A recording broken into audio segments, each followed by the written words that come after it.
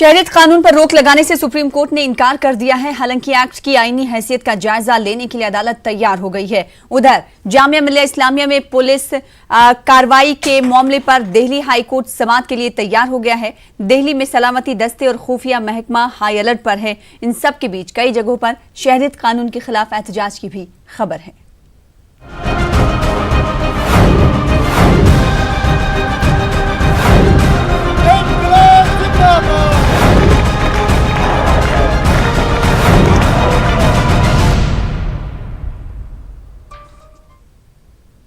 आदाब, खुसूसी पेशकश में आपका इस्तकबाल करते हैं। मैं हूं आपके साथ सना वारिस। शहरियत तरमीमी कानून के खिलाफ एक जानिब मुल्क भर में एहतजाजी मुजाहरों का सिलसिला जारी है, तो दूसरी जानिब सुप्रीम कोर्ट ने शहरियत कानून के निफाज पर रोक लगाने से इनकार कर दिया है। कोर्ट ने मरकज को नोटिस हालांकि जारी किया है। कोर्ट एक्ट की आईनी हैसियत का जायजा लेने के लिए तैयार है। इस मामले में अब सुप्रीम कोर्ट 22 जनवरी को समाअत करेगा। इस कानून की आईनी हैसियत को चैलेंज करने के लिए 59 अर्जियां दाखिल की गई थी, जिस पर समाअत करते हुए अदालत ने यह फैसला सुनाया है। उधर जामिया मिलिया इस्लामिया में पुलिस कार्रवाई के मामले पर दिल्ली हाई कोर्ट अर्जी पर समाअत करने के लिए तैयार हो गया है। अर्जी में दरखास्त की गई है कि हकायक का पता लगाने के लिए कमेटी बनाई जाए और अर्जी पर कल समाअत होगी। इस बीच जामिया मिलिया और जाफराबाद और सीलमपुर में पुरतशद्दुद एहतजाज के बाद सलामती दस्तों और खुफिया महकमों को हाई अलर्ट पर रखा गया है। वजारत दाखिला ने दिल्ली पुलिस को चौकस रहने के लिए कहा है। जराये के मुताबिक वजारत दाखिला ने मुजाहरों के दौरान ड्रोन के जरिए वीडियोग्राफी की हिदायत दी है ताकि तशद्दुद भड़काने वालों पर नजर रखी जा सके। मुजरिमाना पस मंजर रखने वालों को एहतियात के तौर पर हिरासत में भी लिया जा सकता है। जाफराबाद वाकये के सिलसिले में पुलिस ने 2 FIR हालांकि दर्ज की है और 6 अफराद को अब तक हिरासत में लिया गया है। ब्रिजपुरी में पत्थरबाजी के वाकये के सिलसिले में भी एक FIR दर्ज की गई है। शरपसंदों की धरपकड़ के लिए जगह जगह रेड की जा रही है। शुमाल मशरिकी इलाके में दफा 144 का निफाज कर दिया गया है। वहीं लगातार इस पर बयान भी आ रहे हैं मुख्तलिफ लीडरान का। मरकजी वजीर मुख्तार अब्बास नकवी ने कहा कि शहरियत कानून से किसी को नुकसान नहीं पहुंचेगा। इन्होंने कहा कि इस मामले पर अब सियासत हो रही है। पूरी की पूरी कांग्रेस या उनके कुछ साथियों की कवायद है, वो फंसाने से डराने और हकीकत से भरमाने की है। और फंसाने के माध्यम से लोगों को डरा करके, हकीकत से भरमा करके और अपनी सियासी रोटियां सेकना चाहते हैं। लेकिन एक बात समझना चाहिए कि जो बात प्रधानमंत्री नरेंद्र मोदी जी ने कही है, जो बात अमित शाह साहब ने कही, वो बहुत क्रिस्टल क्लियर है, बहुत साफ है, बहुत दूध का दूध पानी का पानी है कि किसी भी भारतीय नागरिक, उसमें मुसलमान भी हैं, किसी भी भारतीय नागरिक की नागरिकता पर कोई प्रश्न नहीं है।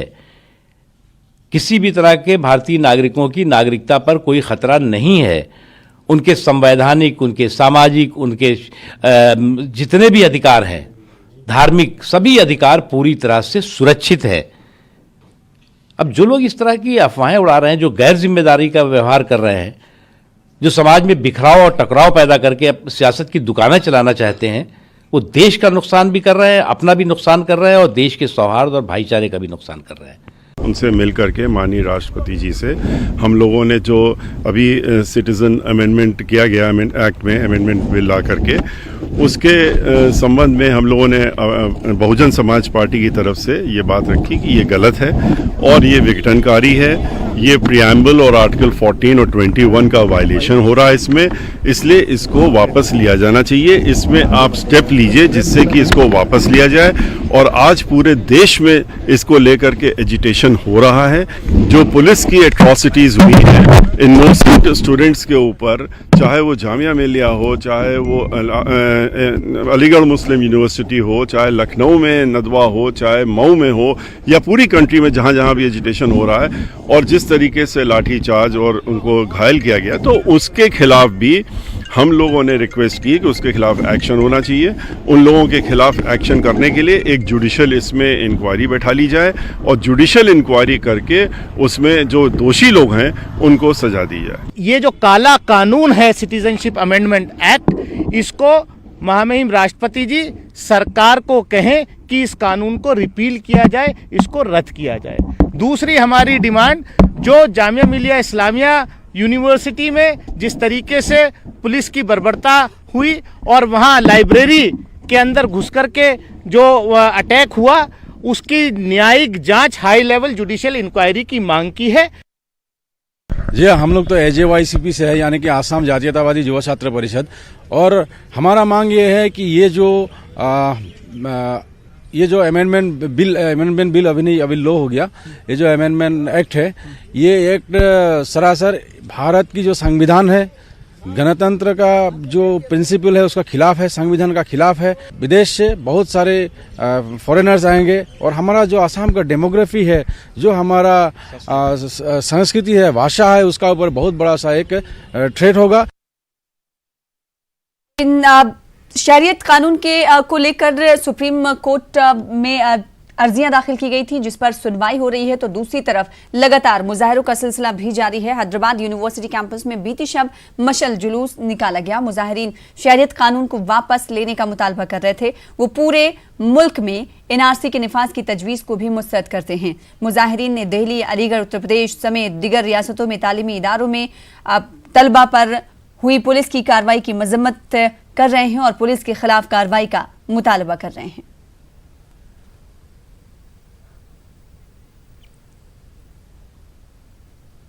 वहीं शहरियत कानून के खिलाफ और जामिया मिल्लिया इस्लामिया की तलबा की हिमायत में मद्रास यूनिवर्सिटी में तलबा का एहतजाज आज भी जारी है। एहतजाजियों का कहना है कि सरकार हमारी आवाज़ों को दबाना चाहती है। हम पुरअमन एहतजाज करना चाहते हैं, लेकिन हालात को बिगाड़ने की कोशिश की जा रही है। First day we started the protest actually against the CAA bill and the brutality of Jamia Millia and Aligarh University students actually. This is the two demands from the student side actually we are giving to the government, and this is the second day we are continuing.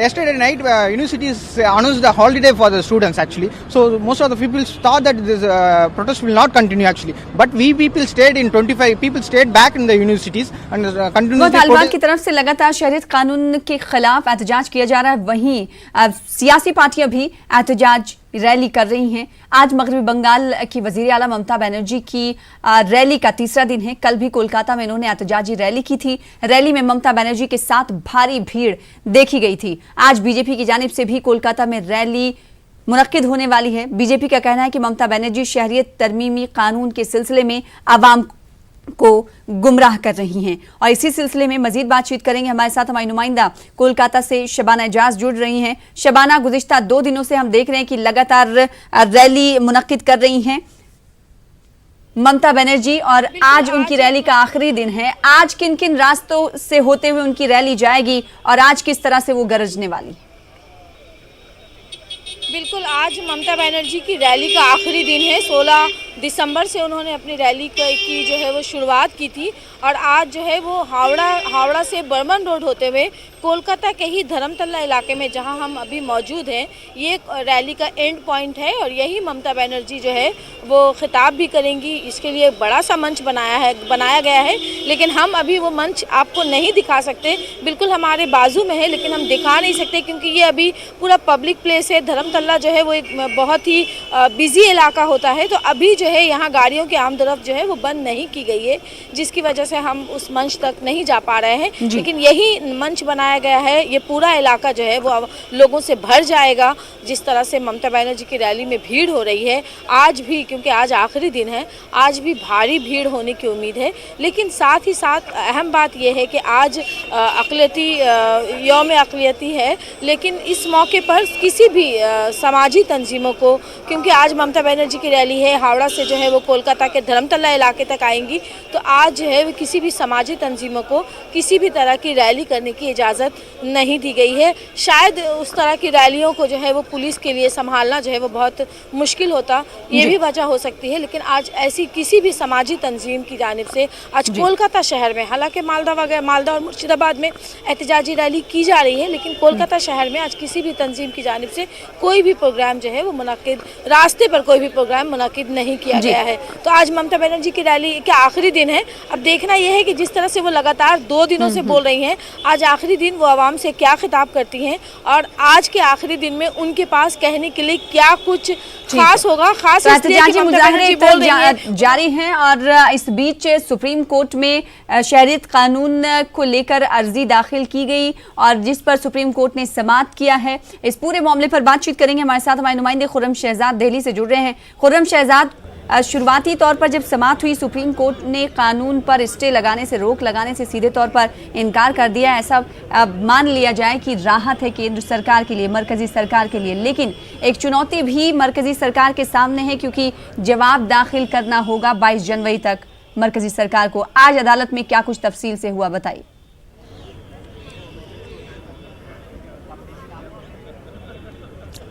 देखिए, ये सिर्फ एक रुख है इस पूरे मुकदमे का। इस पूरी जिस तरह से समाअत हुई है कि मरकजी हुकूमत को थोड़ी सी राहत ज़रूर मिल गई है क्योंकि अब इस मामले में 22 जनवरी को सुनवाई होगी। हालांकि सॉलिसिटर जनरल ने सुप्रीम कोर्ट में कहा था कि इस मामले को चैलेंज नहीं किया जा सकता, जिस पर सुप्रीम कोर्ट ने साफ कर दिया है कि वो इस मामले की समीक्षा करेगा, इस मामले का जायज़ा लेगा और ये देखेगा क्या वाकई इसमें हमारे फंडामेंटल राइट्स का, हमारे दस्तूर का, क्या इसमें किसी तरह से उसकी खिलाफ वर्जी हुई है, क्या वायलेशन हुआ है। एक तो बात ये हो गई। दूसरी बात ये है कि इसको अगर देखा जाए तो कई तरह के ऐसे सवाल थे जिसको लेकर के मतलब 10 मिनट तक चली समाअत में सुप्रीम कोर्ट ने एक तरह से मरकजी हुकूमत को थोड़ा सा धक्का दिया है। अब सुप्रीम कोर्ट के सामने ये मरकजी हुकूमत को सीधे तौर पर इस मामले में जवाब दाखिल करना है। लेकिन उसमें जो एक दलील थी, क्योंकि 10 मिनट तक समाअत चली, उसमें ये कहा गया कि यह एक्ट तो पास हो गया है लेकिन अभी रूल डिफाइंड नहीं हुए हैं। जब तक रूल डिफाइंड ना हो जाए तब तक इस मामले में सुप्रीम कोर्ट सीधे तौर पर उसको नहीं देख सकता था। यही वजह है सुप्रीम कोर्ट ने सीधे तौर पर कहा कि हम इस मामले में नोटिस जारी कर रहे हैं और जब रूल्स आ जाएंगे उसके बीच में तो उस पर जो है सुप्रीम कोर्ट उसको देखेगा। क्या वाकई इसमें अगर वायलेशन हुआ है तो सुप्रीम कोर्ट उसको देखेगा क्या ये दस्तूरी है, क्या ये संवैधानिक है, जिस तरह की बात की जा रही। क्योंकि इस पर जो 59 अर्जियां सुप्रीम कोर्ट में पहुंची थी उनमें यही कहा गया था कि गैर दस्तूरी तौर पर यह बिल लाया गया है। आर्टिकल 14 का वायलेशन हुआ है, आर्टिकल 15 का वायलेशन हुआ है और आर्टिकल 21 के तहत जिस तरह से इसको रखा जा रहा है उसको हमारे प्रेम्बल के साथ देखा जाना चाहिए कि उसका हमारा जो दस्तूर का बुनियादी ढांचा है वो इसके पूरे तौर से खिलाफ है। क्योंकि किसी भी तरीके से रिलीजन या मजहब या फिर रंग, नस्ल किसी भी बुनियाद पर भेदभाव नहीं हो सकता। तो अब 22 जनवरी को इस पूरे मामले में समाअत होनी है। लेकिन इसमें दोनों पहलू हैं, थोड़ी सी राहत जरूर है लेकिन केंद्र सरकार के लिए, मरकजी हुकूमत के लिए एक बड़ा धक्का भी जरूर है। जी, जाहिर सी बात है। और 10 मिनट तक ये सुनवाई चली और हम तक जो इन्फॉर्मेशन मिल पा रही है क्योंकि सुशील आपके साथ मौजूद है, इस तरह की इन्फॉर्मेशन इस मामले में कुछ कहने जा रहे हैं। हेलो जी, प्रशांत भूषण कुछ कहने जा रहे हैं, सुनाइए खुर्रम शहजाद। बात करते हैं कि ये सर, आप लोगों को उम्मीद थी कि इसमें कोर्ट स्टे लगाएगा, आपकी डिमांड भी थी। नहीं, देखिए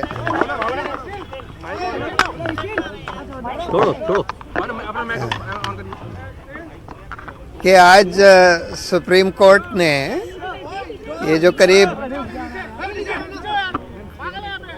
40 पिटीशन फाइल करी गई थी जिसमें कुछ तो ज़्यादातर इस आधार पर फाइल करी गई थी कि ये जो कानून है, सिटीजनशिप अमेंडमेंट एक्ट जो बनाया गया है, ये धर्म के आधार पर भेदभाव करता है। किस देश से आप आए हैं यहाँ रेफ्यूजी की तरह, उस आधार पर भेदभाव करता है। किस वजह से आप रेफ्यूजी बन के आए हैं उसके आधार पर भेदभाव करता है। किस दिन के बाद आप आए हैं उसके आधार पर भेदभाव करता है। तो इन सब आधारों के बेसिस पर इस कानून को चुनौती दी गई थी और आज सुप्रीम कोर्ट ने उस पर नोटिस इशू करा है सारी पिटिशन्स पर और 22 जनवरी की डेट लगाई है। कुछ आसाम के जो पिटिशन्स थी और जो नॉर्थ ईस्ट के तरफ से पिटिशन्स थी उनका थोड़ा सा फर्क कहना था। वो लोग ये कह रहे थे कि भाई आप बाहर के लोगों को, देश के बाहर के लोगों को आप नागरिकता दे रहे हैं और हमारे राज्य में रहने दे रहे हैं, ये कानून के और ये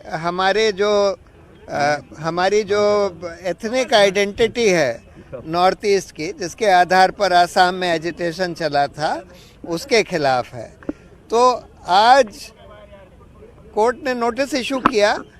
ज़्यादातर लोग नोटिस से संतुष्ट थे क्योंकि सबको ये पता था कि भाई इसमें सुनवाई के बगैर स्टे नहीं कोर्ट करेगा और आज सुनवाई, इसमें डिटेल्ड सुनवाई होने की गुंजाइश नहीं थी। लेकिन कुछ आसाम के लोग चाहते थे कि आज इसको स्थगित कर दिया जाए, तो कोर्ट ने बोला कि नहीं, हम सुनवाई करके ही ये सब तय करेंगे।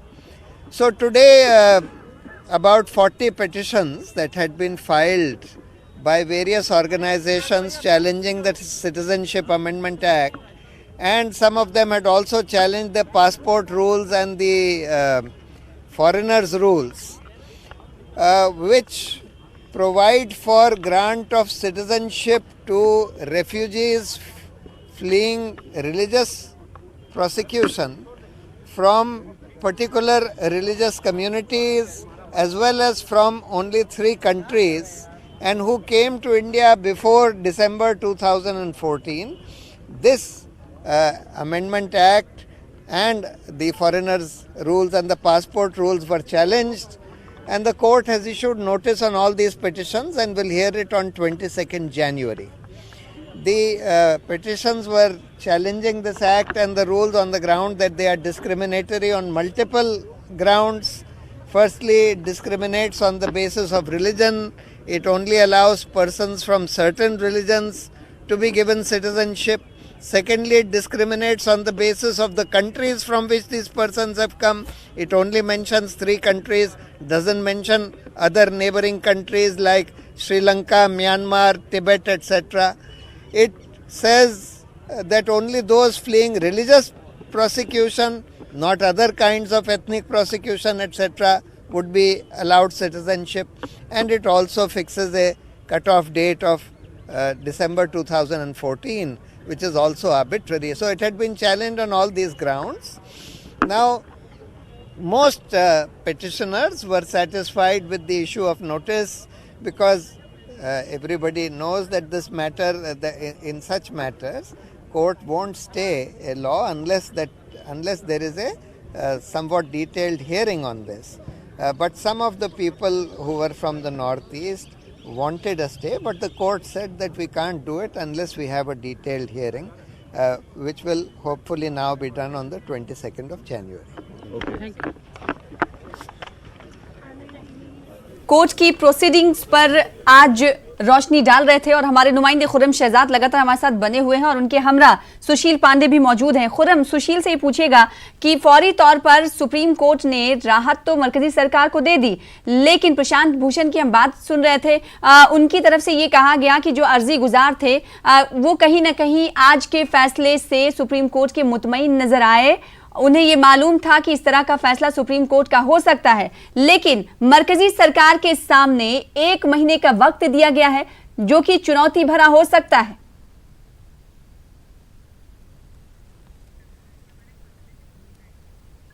शायद खुर्रम तक आवाज हमारी नहीं पहुंच पा रही है, हम खुर्रम के पास लौटेंगे। दोबारा एक बार फिर से रुख कर लेते हैं मगरबी बंगाल का। ममता बनर्जी लगातार रैली कर रही हैं और हमारी नुमाइंदा धर्मतल्ला से मौजूद हैं शबाना एजाज। शबाना, ममता बनर्जी तो रैली कर ही रही हैं, साथ ही साथ लोगों को अपने साथ लेने की कोशिश एनआरसी और सीए के जरिए कर रही हैं। इस बीच जो आपके साथ लोग वहां पर मौजूद हैं, ये कौन लोग हैं? क्या आम आवाम है बंगाल की? ये क्या चाहती हैं? क्या इन्हें मालूम है कि आखिर सीए है क्या? बिल्कुल, ये लोग रैली में पहुंचने शामिल होने के लिए आए हैं क्योंकि ये ममता बनर्जी की रैली का एंड पॉइंट होगा। तो यहाँ पे पहले से ही लोग जमा होने शुरू हो गए हैं। ममता बनर्जी की रैली जो है वो बस कुछ ही देर में शुरू होगी और वो एक बड़ा जो है वो दूर तक जो है वो सफ़र तय करते हुए वो धर्मतला में पहुँचेंगी। मतलब हावड़ा से बर्मन रोड होते हुए वो धर्मतला में आएंगी और आज उनका आखिरी दिन होगा। तो उम्मीद की जा रही है कि जिस तरह से सुप्रीम कोर्ट ने जो है वो डेट दी है इस पर सुनवाई के लिए, उस ताल्लुक से भी ममता बनर्जी कुछ खास खिताब करें। हमारे साथ लोग हैं, हम उनसे भी जानने की कोशिश करते हैं। आप कहाँ से आए हैं और आपको पता है कि ये रैली किस लिए है? ये रैली ममता बनर्जी आने वाली है। अभी ये ग्रैंड होटल है, हम लोग अभी मोती झील से आए हुए हैं रैली में। अभी रिच फूड ग्रैंड होटल के पास आए हुए हैं हम लोग सिर्फ एनआरसी ये सब के लिए, KABC के लिए, एनआरसी के लिए आए हुए हैं और बहुत सारा आदमी के साथ में आए हुए हैं और इसके लिए हम लोग आवाज़ उठा रहे हैं। इसका नहीं आए तो लोग आए हैं, दूर दूर से लोग आए हैं, आने शुरू हो गए हैं। आप भी आए हैं, क्या कहेंगे? क्या कुछ जानते हैं कि किस लिए ममता बनर्जी ये रैली कर रही हैं और इस रैली से क्या कुछ फ़ायदा होगा? क्या आपको लगता है कि ममता बनर्जी आवाम के एक बड़े मसले को लेकर जो है वो रास्ते पर उतरी है? जी, ममता बनर्जी तो आवाम के रास्ते में तो उतरा है। साथ में हम लोग जो जनता है, खास करके पश्चिम बंगाल के, तो हम लोग उनके साथ भी है। तो इसी रैली के शामिल होने के लिए हम अपने पूरे सब हमारे महिला से सब लेके हम इधर आए हुए हैं और इंतज़ार यही कर रहे हैं कि उन्होंने जो हावड़ा मैदान से जो रैली स्टार्ट कर दिया है वहाँ से इंतज़ार के लिए यहाँ खड़ा हुआ। आप यहाँ किस लिए आए हैं और क्या लगता है? नहीं, हमको देखने कुछ लोग ऐसे। शबाना, आपके पास लौटेंगे। एक बार फिर से दिल्ली का रुख कर लेते हैं। खुर्रम शहजाद लगातार जुड़े हुए हैं। खुर्रम, आपसे सवाल मैंने उस वक्त किया था कि प्रशांत भूषण का बयान हमने सुना। उन्होंने कहा कि जो आज सुप्रीम कोर्ट की तरफ से फैसला लिया गया उससे तमाम अर्जी गुजार मुतमईन हैं, लेकिन मरकजी सरकार को जो नोटिस जारी किया गया है तो मरकज के लिए सुशील से ये पूछिएगा, क्या ये चुनौती भरा हो सकता है?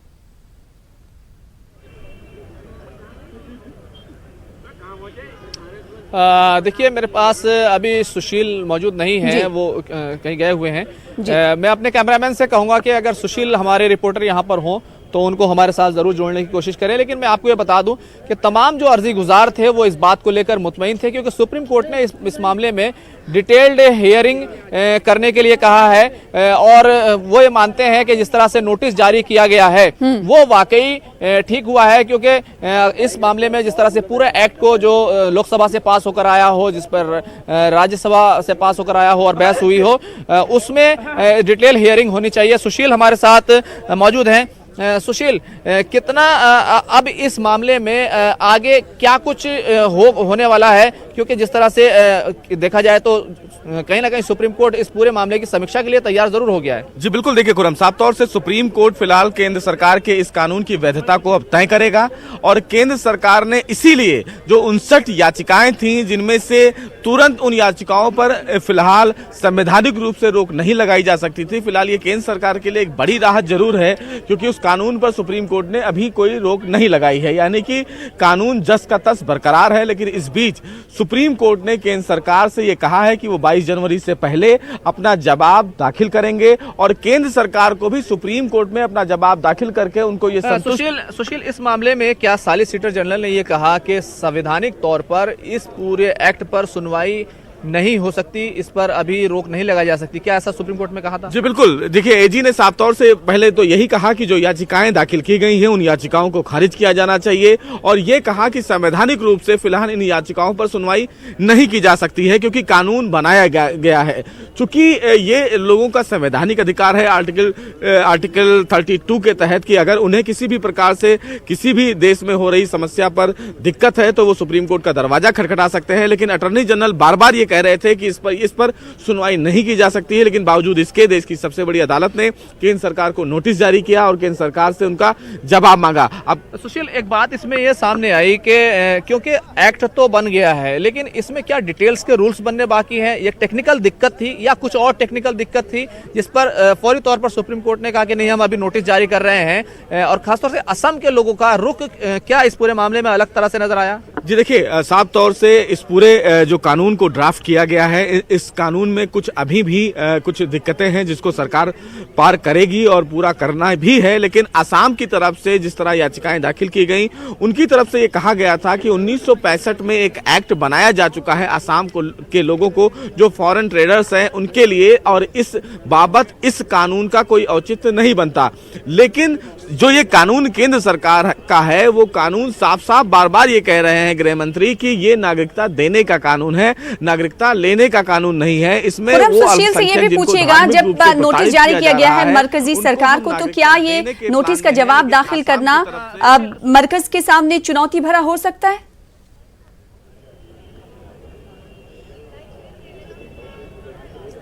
सुशील, जिस तरह से अब जवाब मांग लिया गया कि समीक्षा करने के लिए कह दिया गया, तो ये जो जवाब दाखिल करना है, इस पे सरकार को कहीं ना कहीं चुनौती होगी और फूक फूक पर कदम रखना होगा। कानूनी जो दायरा है उसको जरूर समझना होगा। जी बिल्कुल, आप सही कह रहे हैं खुर्रम कि इसमें केंद्र सरकार को, मैं वही आपको बता भी रहा था कि अब सुप्रीम कोर्ट में जो जवाब केंद्र सरकार की तरफ से दाखिल किया जाएगा वो बहुत ही सोच और समझ कर दाखिल किया जाएगा, क्योंकि केंद्र सरकार को सुप्रीम कोर्ट को ही ना केवल बल्कि तमाम याचिकाकर्ताओं को भी यह संतुष्ट करना होगा कि नागरिकता संशोधन कानून लाने के पीछे की असली वजह क्यों है, क्यों लेकर सरकार नागरिकता संशोधन कानून आई है, और इसी कानून की संवैधानिकता को सुप्रीम कोर्ट में केंद्र सरकार को बताना है।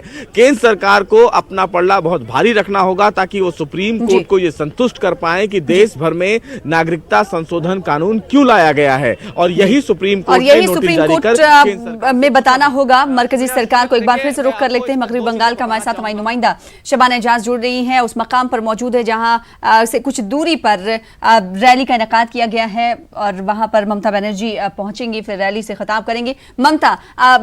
शबाना, ममता तो रैली कर ही रही हैं लगातार 3 रोज से, लेकिन बीजेपी भी आज रैली करने वाली है। उस रैली के हवाले से क्या कुछ जानकारियां? देखिए, जिस तरह से बंगाल में आप देखें कि समाजी तंजीमों की तरफ से और खुद ममता बनर्जी की तरफ से जो बरसर इक़्तिदार जमात है, वज़ीर आला ममता बनर्जी, मतलब हुकूमत जो है वो इस कानून की जो है मुखालफत में मैदान में उतरी थी। तो ऐसे में बीजेपी जो बंगाल की लोकसभा इलेक्शन में भारी वोटों से जो है वो कामयाब हुई थी, और एक बंगाल की सियासत में जो है वो अपने आप को मजबूत बनाने के लिए बीजेपी ने जिस तरह से तैयारी शुरू की है, तो ऐसे में बीजेपी के लिए भी ज़रूरी है कि वो इस कानून की हिमायत में भी लोगों का समर्थन ले। अगर ममता बनर्जी कानून की मुखालफत में लोगों को अपने साथ जोड़ रही हैं, तो बीजेपी के लिए भी ये चुनौती है कि वो बीजेपी कब से रैली शुरू करने वाली है आज शबाना, और ये देखना अहम होगा कि ममता बनर्जी की रैली में जिस तरीके से लोगों की भरमार रहती है, क्या बीजेपी के साथ लोगों का उतना समर्थन मिल पाएगा बीजेपी को? देखिए, बीजेपी की जो बड़ी रैली है वो 23 दिसंबर को जो है वो होगी। आइंदा कल लेफ्ट की जानिब से रैली निकाली जाएगी मुखालफत में, कानून की मुखालफत में। उसके बाद 23 दिसंबर को एक बड़ी रैली होगी बीजेपी की। आज कुछ कहना चाहते हैं, खुर्रम के पास चलेंगे। खुर्रम, क्या कुछ अपडेट आपके पास? खुर्रम बोलिए।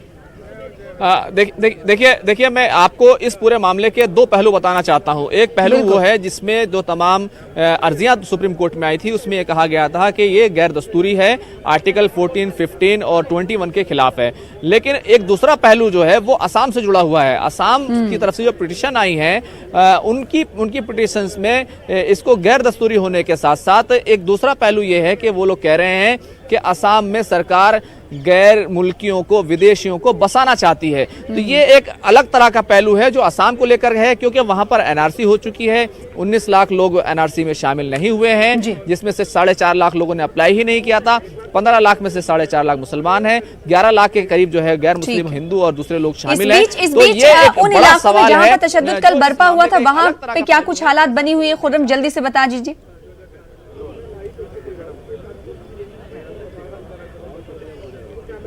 देखिए, अभी तक किसी तरह के तशद्दुद की इत्तला नहीं है और हालात जो है वो पुरअमन है। मेट्रो स्टेशन, सुबह में कई मेट्रो स्टेशन बंद किए गए थे, लेकिन फिर उनको खोल दिया गया।